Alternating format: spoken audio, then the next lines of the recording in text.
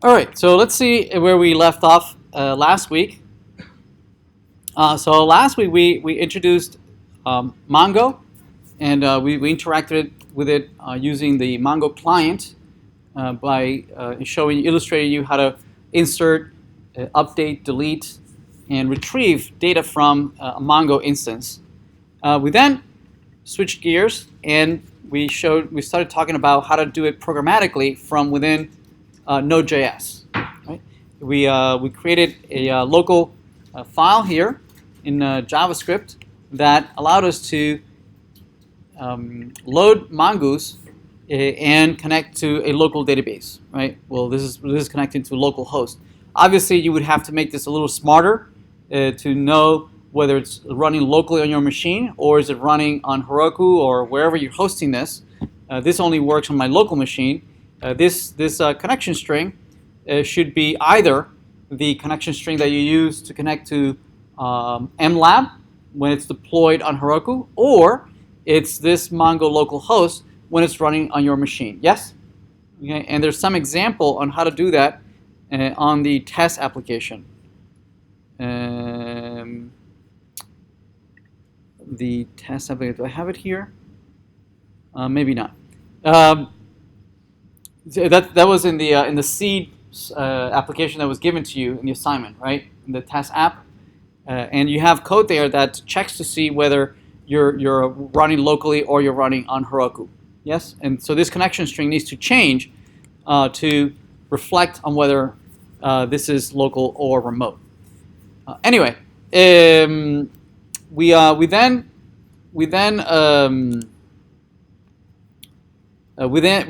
from within each one of the services, we started creating models that allowed us to interact with each one of the different types of collections.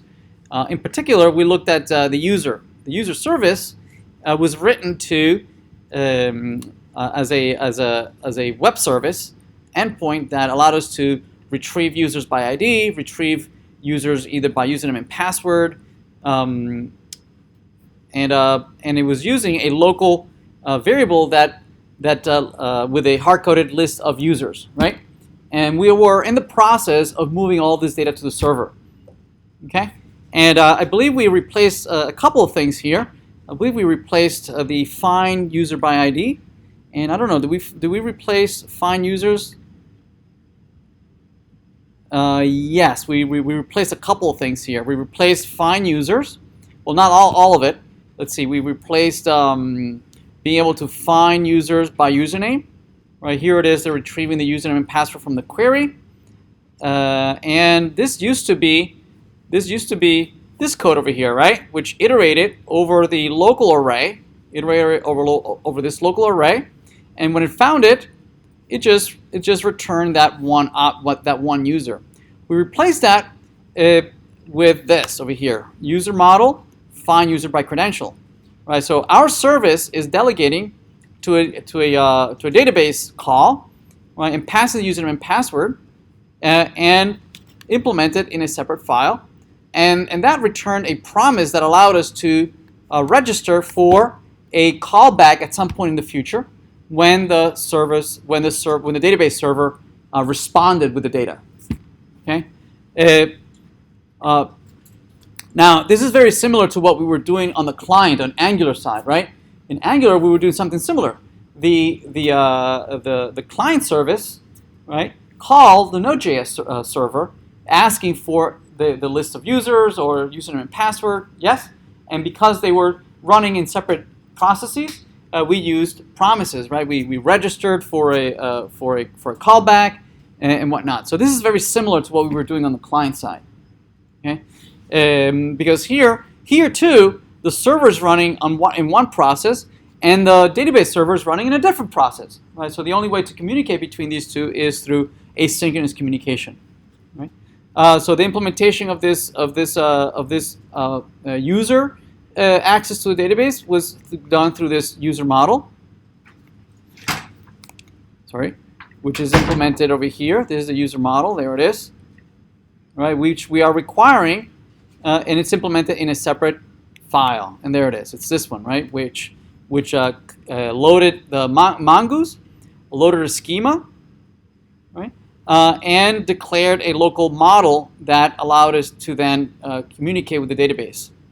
Okay, and a user model was used a schema that declared a high-level abstraction of what all users should look like. All users should look like this, right? All users should have a username, a password, first name, last name, date of birth, salary, and so on and so forth. Okay, and we implemented what collection we wanted to store this in the database, right? In the user collection, right? So again, the schema, the mongoose schema, allowed us to declare the structure of what all these objects that are stored in the database, what their structure should be. It was loaded into the model, right? Into the user model, which was then used to create an instance of the user model.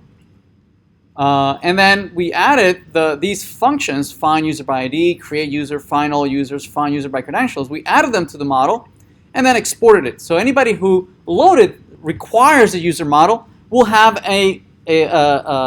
will have access to all the functions that are declared here. Right, all these functions that are declared here. They're going to be able to connect to the database and look for a user by credentials. Going to be able to create a new user by calling the low-level create function. We'll be able to retrieve all the users by using the .find, right? And finally, find user by ID. Okay. So the service we started replacing, right? We started replacing the access to the local array. We started replacing it by using the user model. So for instance, the find user by ID used to iterate over the array, the local array, right? Looking for the user that matched the user ID. Instead, now it's using the user model, find user by ID, which is implemented here, right? Find user by ID, which just does uses the local user model .find by ID. Find by ID is a mongoose function, right? That makes a call to a database, an asynchronous call to a database. And returns the user that matches that ID. It returns a promise. That promise we use to register a callback function, and that callback function is going to receive eventually, at some point when the server comes back, when the database server comes back, it'll return the user instance from the server. And then we respond back to the client with a user object. Okay. Same thing with find users. Which is responding to this query, find user right here. We parse out to see if we have the username and password. If we do, then again we use the user model find by credentials. We pass username and password. If we click on it and we go see the implementation, it's right here, find user by credentials. Right, it takes a username and password and uses user model find one. Right, we know it's a unique record. Right, there's only one person with that username and password, and then we return a promise, right, which we then use to register a callback that eventually will return the user from the database, and then we respond with the user back to the client. Okay, and we replace the old implementation. It used to be that we iterated over the users looking to see the user that matched the username and password. Okay, so let's do one more. Let's implement one more. Let's remove the this unnecessary code. Let's implement the other few that we need, right? So this one is look for username and password. So this one's for username and password. This is just if you have the username. Okay, this is, let's see, what else? We did user find by ID. We still have to implement this one, look it up by username, and this one that returns all the users. Okay, let's implement that next, all right?